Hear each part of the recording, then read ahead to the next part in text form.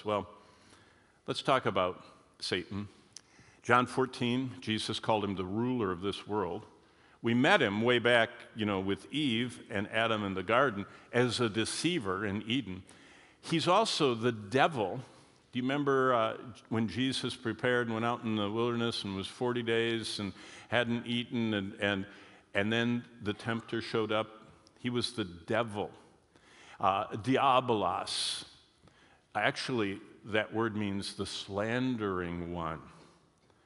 And it's very interesting in Titus 2 when the scriptures talk about the 12 qualities of a grace-energized man and the 12 qualities of a grace-energized woman.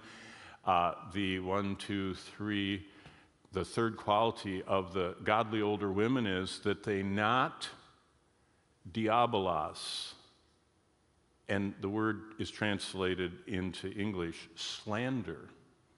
Because Satan is a slanderer, and whenever any man or woman slanders someone, they are behaving like Satan, the accuser. He's called the accuser of the brethren, the slanderer, the diabolos. Okay, he's a disruptor of ministry. Remember in 1 Thessalonians 2, Paul said, I would have come to you except Satan hindered me. He disrupts ministry.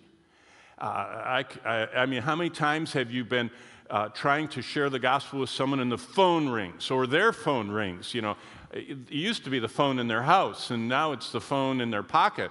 Or you're sharing the gospel with them, but they're still listening to the television or to the movie, or they've got their earbuds in. He disrupts ministry in any way he can.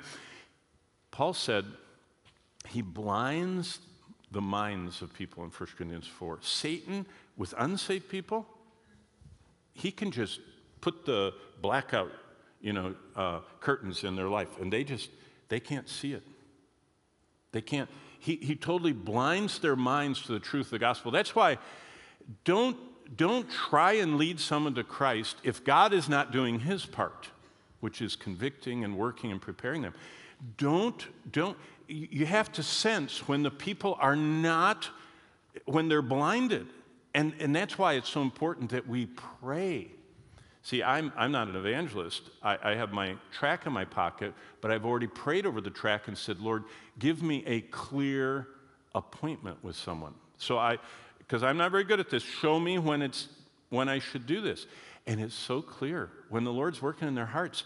Bonnie and I we travel all the time, and we have to get all these visas to go in and out of countries or international driver's licenses. And so we were, flipping through some state, I don't even know where we were, and I said, honey, we need more of those little pictures to get into this country. And she said, they do that at Walgreens instantly. You don't have to, it's not like Kinko's or something where you have to, or FedEx or I don't know.